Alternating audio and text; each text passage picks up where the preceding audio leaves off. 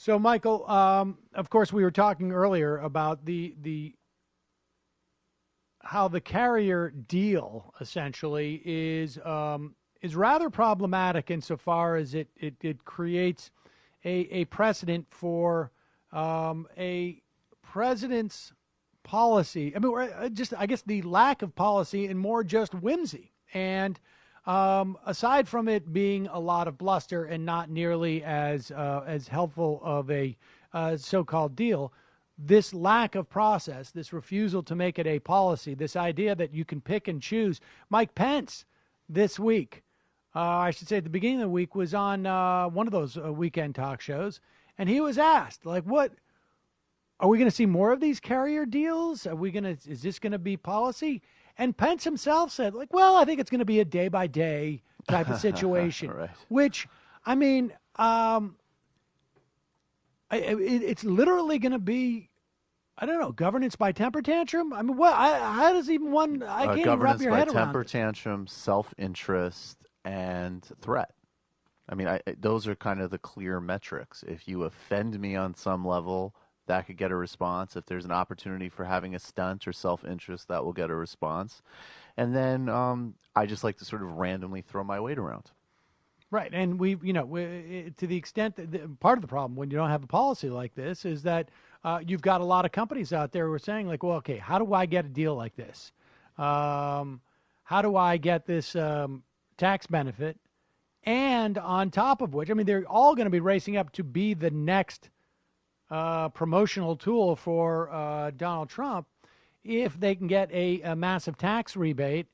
And also, they think it works both ways. I mean, if United Technologies was afraid, and remember, this is in the absence of policy, was afraid of losing government contracts because of a random approach by Donald Trump, it would be silly for them not to think like, I can gain maybe a couple of contracts by getting on his radar. Maybe there are some upsides to some friendly tweets here. Honestly, I mean, I think that's part of the problem. Now, we saw earlier this week, last week we saw this issue of the flag burning tweet, which was traced back to a report that Donald Trump saw about a small college in Massachusetts where supposedly there was concern that some college students were going to burn the American flag. And he starts making pronouncements about a flag burning, not just making it illegal, but basically stripping people of their citizenship. I mean, it's as if, all the adults are in one side of the room making personnel decisions, making policy decisions, and Donald Trump's in the corner with his phone. And those adults see an opportunity with what he's doing with his phone, because it might have implications for restricting civil liberties, further voter suppression, and everything else. So they can capitalize on that insanity, and it's a pretty great loop. You don't even necessarily need to worry about having a meeting with him. You can just get your point of view on Fox.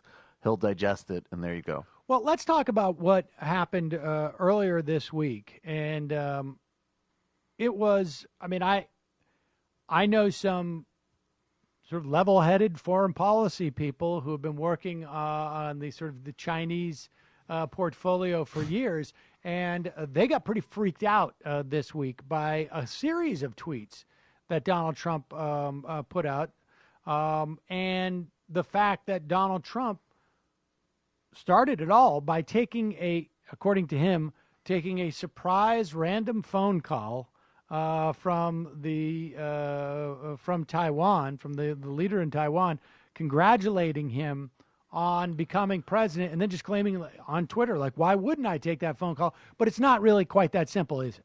No, it's not. I mean, one of the actual ironies of it is that Taiwan is one of the most progressive countries in Asia right now. But apparently what has come out about this is that Bob Dole's law firm has been paid about $20,000 a month to lobby for Taiwan. This is a BuzzFeed report from earlier in the week, and that Bob Dole himself told the Wall Street Journal on Monday that his firm may have had, quote unquote, may have had some influence on the phone call.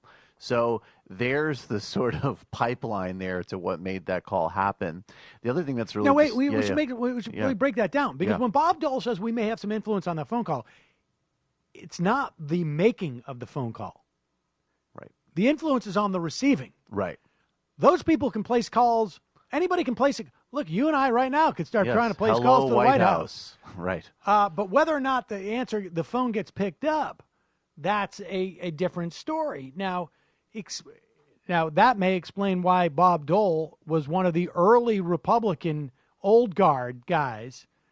And I think the only Republican candidate for president alive, nominee who's alive, who endorsed Donald Trump early. You got to recall it, the Bush and Romney, McCain, none of these people supported Donald Trump. I think Dole was the last one alive who, in fact, did this. And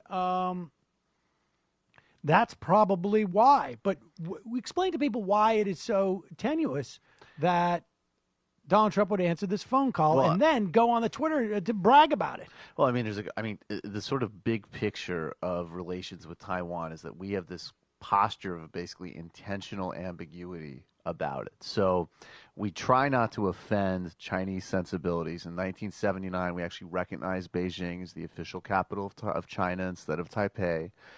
But we still have what they call basically relations with the people of Taiwan. And they've attempted in U.S. foreign policy and fairly effectively to pull off having a posture where it's like, we're not going to recognize Taiwan, we're not going to inflame you, but we're pretty friendly with them, and we're not necessarily going to let you invade them.